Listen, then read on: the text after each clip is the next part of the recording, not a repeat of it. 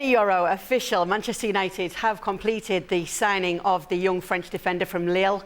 62 million euros. He's 18 years old, is this centre-back, and it is a 5-year contract right now. And this is another reason why we simply had to have Julien Laurens on with us. Even though he's on holiday with his family, we need to know more about this deal, especially because the guys are asking here, you know, this is a young defender, Jules. This is a big price tag as well. Talk to us more about this and how that's been received as well, what Manchester United are paying for Leny Yoro and how they were the ones to actually secure the signature when the competition was out there. Yeah, it's a huge deal, okay, obviously. I think it's quite a fascinating one that gives you a bit of an insight into everything. Leny Yoro is 18, as you said.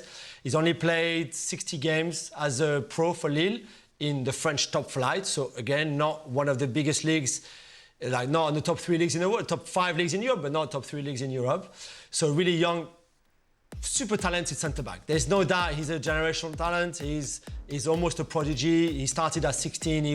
He trained with the first team at 15. He was one of those, right?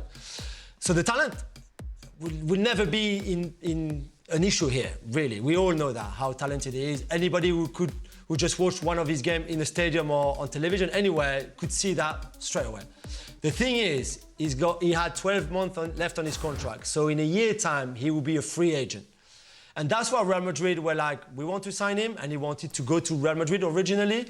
But they said, OK, but 18-year-old, very little experience, very much unproven, free in 12 months' time. This is 30 million for you. Lille said, no, we can't accept 30 million. PSG were the other team. And he was also quite keen on PSG. PSG said, OK, 18-year-old, blah, blah, blah, the same thing. 45 million, here you go. This is the maximum we can go. United said, forget about all of this. Here is 62 million and 8 million in bonuses. 4 of those 8 millions easily reachable. So really, it's not 62 even, it's 66 because the 4 million extra will be on appearances and things, which he will trigger in his first season. So 66 million for somebody who's free in 12 months' time, who's only played 50-odd games, let's say, as a professional who has only 1 cap for France under 21, never been called up with the A team, for example, or things like that. I can see why people are saying this is huge, and it is huge. But to be fair, between the Real Madrid strategy, the PSG one, and the United one, only time will tell who was right. Because United might have signed the best centre-back in the world in 3 years' time, for example, or they might have bought somebody very expensive who might never reach the height that we all think he should be reaching or could be reaching. Jules, can you walk into this starting 11 for Manchester United?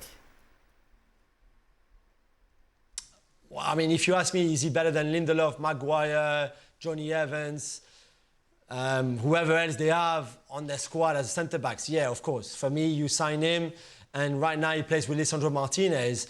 If you're an Aston Villa fan or if you're a Conference League fan, which might be your thing, and you saw Lille against Aston Villa in those 2 semi-finals, home and away, he was outstanding, especially in the home tie. Against Ollie Watkins, one of the best strikers in the Premier League, backs forwards.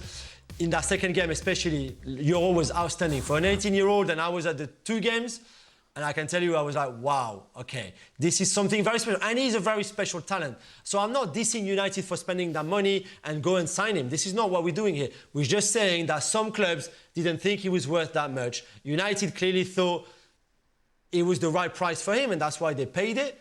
But again, he's still only 18. He hasn't played much with the first team. He's not an international player. He's never played in the Champions League. He's never played in the Europa League either. But it's a big, big, big price tag. Because they're going to get accused, Shaka, of doing what we've seen happen before, paying more than perhaps they need to for certain players. Time and time again. And Manchester United keep making the same mistake. And I'll phrase it as a mistake as of right now. And here's the thing for me. This goes one of 2 ways. Leny Yoro either is an outstanding acquisition and proves to be every bit worth the 62 million or 66 or whatever it is. And then in 3 years' time, he has to be one of the most expensive defenders in world football at 22 or 21 or whatever it is. And all of a sudden, Manchester United find themselves in this pay bracket. By the way, a Manchester United that 12 months ago we were saying couldn't afford or could only afford Andre Onana and couldn't afford to spend much more money, which is why Johnny Evans was brought in. All these discussions we were having around Manchester United just 12 months ago. Now they bring in an 18-year-old for 50% more than anybody's willing to pay him, and put him on money that I'm sure he wasn't going to get anywhere else. So if he's a success, all of a sudden he becomes one of the most highly paid defenders in world football in 3 or 4 years' time. If he's not, they have to loan him out and pay a part of his wages, as they've done time and time again. Now, I can't help but think about Martial and the trajectory of his own Manchester United career as a young French striker coming over, highly lauded, and how much that eventually cost Manchester United in the long run.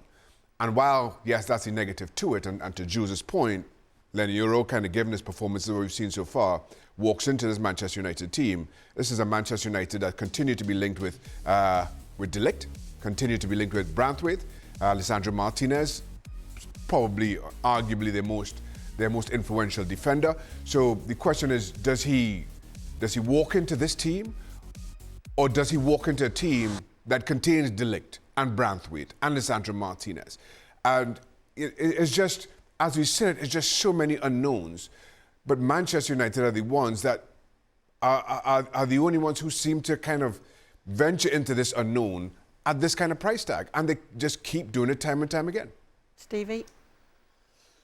The only thing that worries me is that he's going to be thrown in at the deep end. And I absolutely 100% agree with Jules.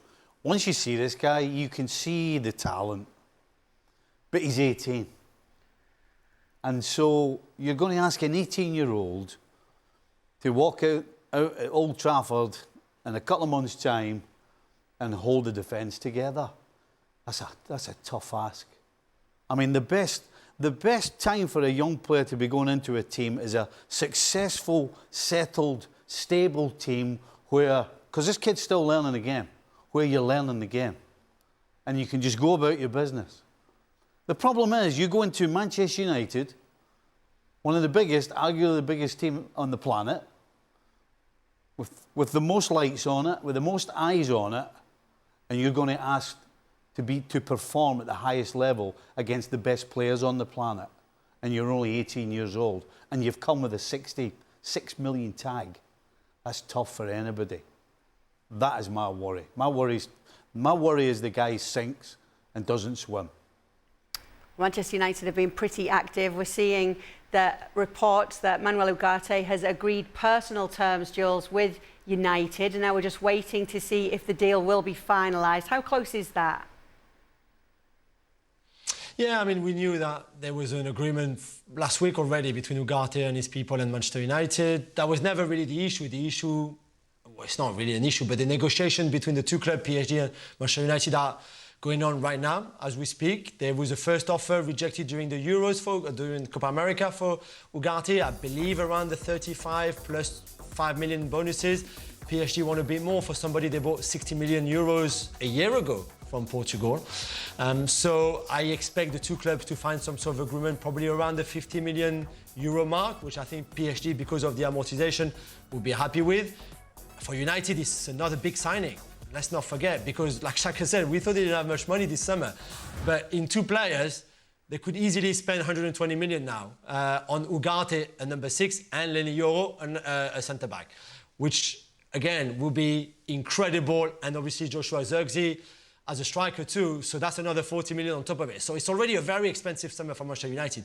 But Ugarte brings them something they don't really have now that Casemiro is pretty much sure to leave the club, in terms of being this like kind of holding midfielder in front of his back four that is not very good on the ball. That's why PSG are not keeping him, because Luis Enrique doesn't like him enough on the ball in the build-up phase, especially in what Luis Enrique and PSG are going to try to do with the ball. But what he's very good at, obviously, is recovering the ball, breaking down the opposition's attacks. That is amazing at it. And if that's what United want, if they have another ball player next to him that be able to be good on build-up phases, like a Kobbie Mainoo, I think a Mainoo-Ugarte partnership in midfield could be very good for United.